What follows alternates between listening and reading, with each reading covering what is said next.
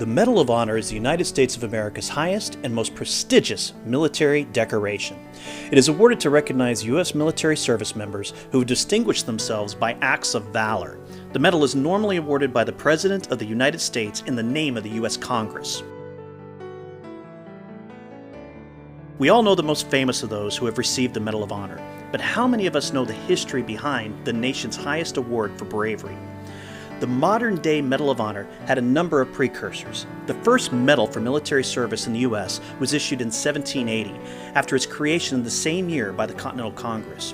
Known as the Fidelity Medallion, it was awarded to 3 militia members from New York for the capture of John Andre, a British soldier and spy connected directly to General Benedict Arnold during the American Revolutionary War. The capture saved the fort of West Point from the British Army.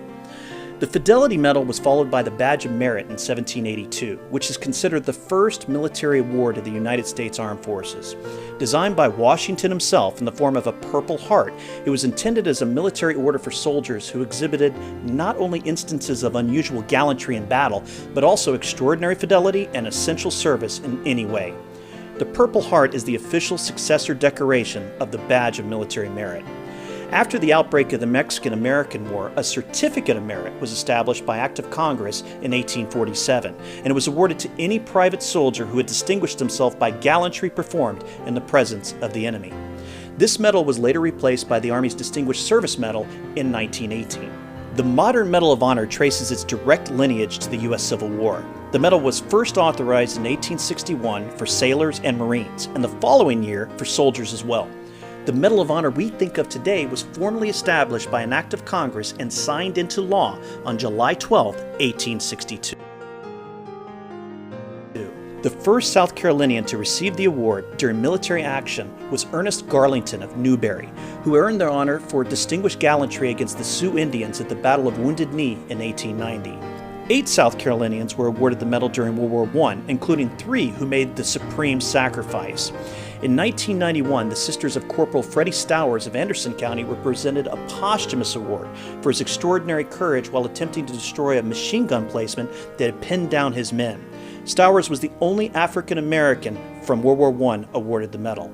During World War II, 5 South Carolinians were awarded the medal for courage and self-sacrifice, including Marine Sergeant Robert Owens of Greenville, who made a charge against a well-placed Japanese gun in the Solomon Islands in November 1943.